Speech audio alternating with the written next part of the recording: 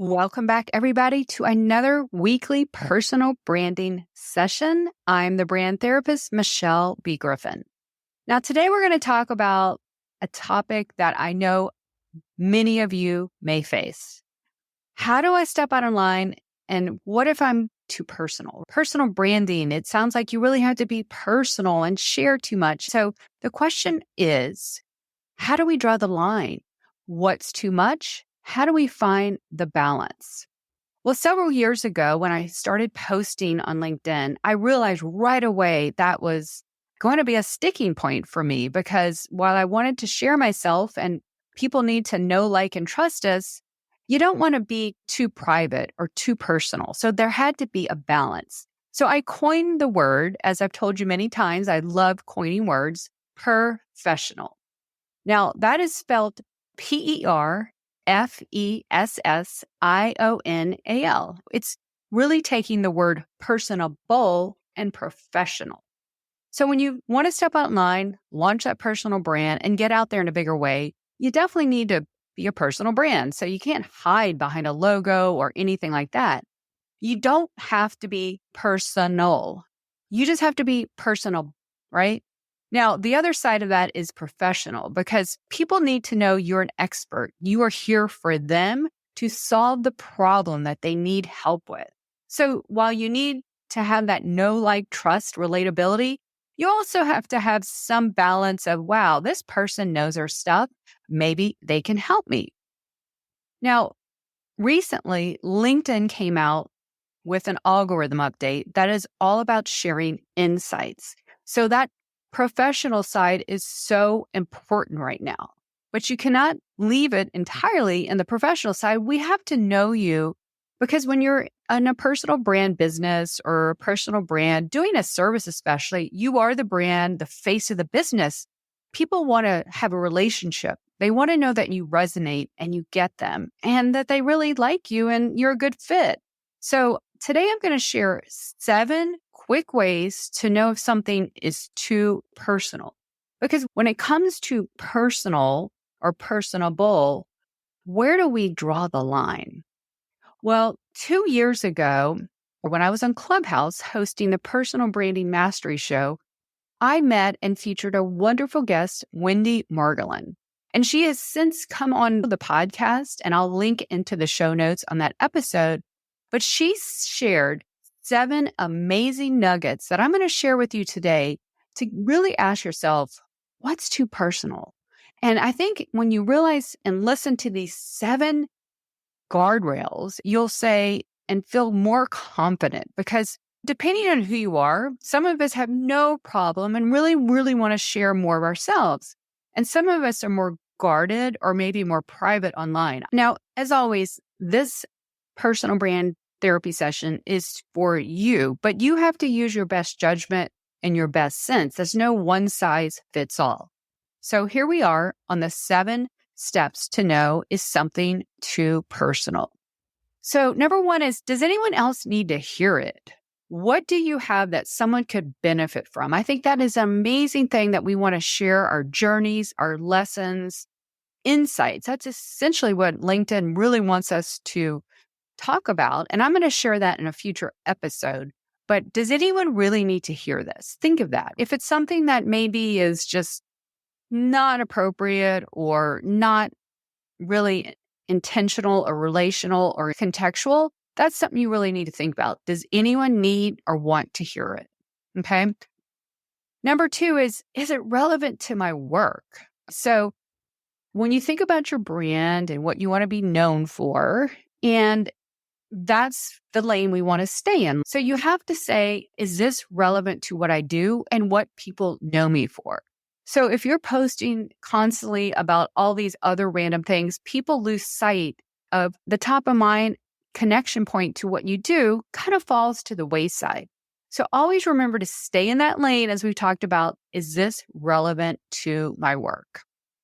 Now, the third one is, will it relate to my audience? How many times we've maybe written about something and it has no bearings or context to the people we're here for, we show up for, and we write for.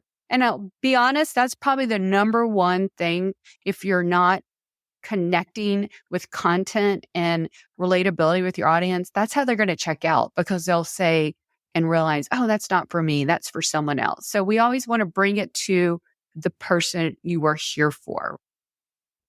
Now, the next one is a really big one is, will I regret sharing it? Now, how many times have we seen in the news, celebrities, and just anyone in general who's put something on social media? That happens a lot on TikTok, Instagram, and they've immediately regretted it. Maybe they did it in anger or who knows what, but they have regretted sharing it. Now, we do have a delete button, right? But in this day and age, people screenshot. And that is not something we want to be known for and to really build a brand of impact to stand out and build influence. We don't want to ever share anything that we'll regret it. And while you can delete it, just keep that in mind. This next one kind of goes with the regret one. This question of, am I feeling raw from this experience is so on point. How many times have you and I just been so angry or upset about something, you just wanted to just, go and tell someone, oh, this and this. Well, with everything, it's always good to step back and cool off. So the point here is don't ever write a post when you're really raw or upset because that's never going to land well. Now, the next one, will I cross any personal boundaries? Social media is a place to connect and start conversations, but it's not a place to overstep. Now, if you're shouting someone out and promoting them and just really acknowledging them, that's completely different than something they would not obviously be happy to read or see. And then this relates to the last one. Do you need anyone's permission to post? Now, most of us here are probably not going to overstep that, but it's a good thing to consider. If I really want to share something about this person, I probably should ask their permission. But these are really 7 wonderful guardrails that I'm going to read right back at you, and you can consider what is too personal. So again, number 1, does anyone need to hear it? Number 2, is it relevant to my work? Number 3, will it relate to my audience? Number 4, will I regret sharing it? Number 5, am I still feeling raw from this experience? Number 6, will I cross any personal boundaries? And number 7, do you need anyone's permission to post?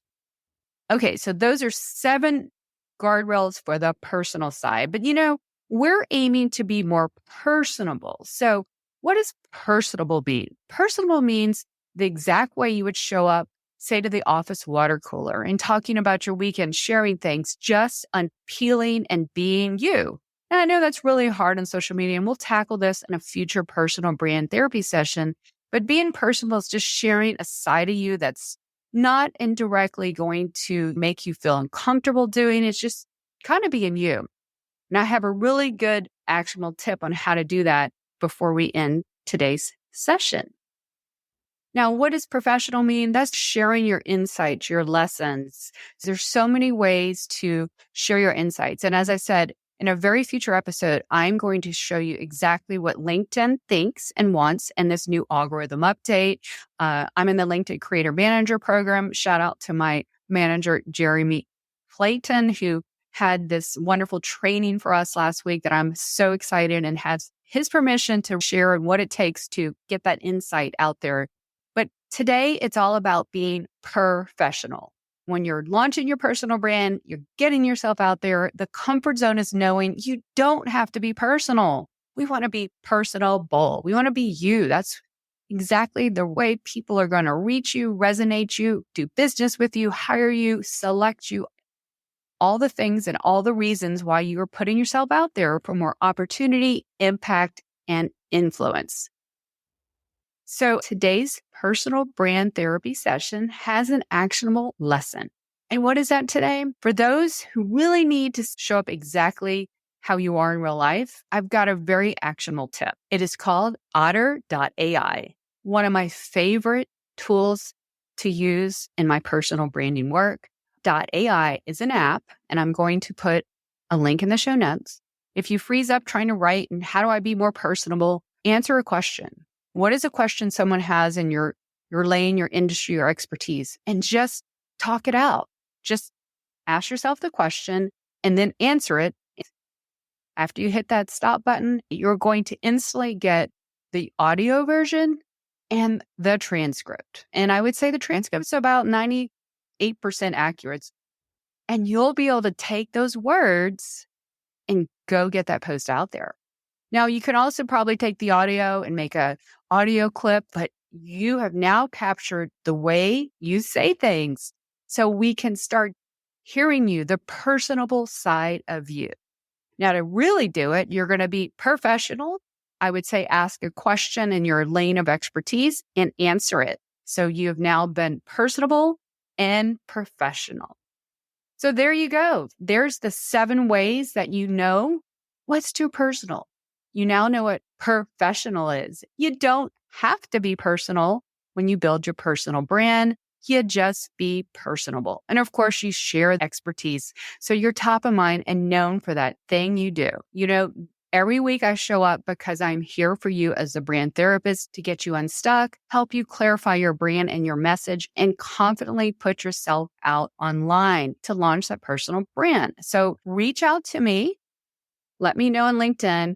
Yes, this episode really helped. Tell me the action you're taking. I would love to hear from you. Go to thebrandtherapist.io and grab all my resources and ways that I can help you. If you're stuck, feeling stagnant, and just really ready to get out there and not sure, reach out to me because that's exactly what I do.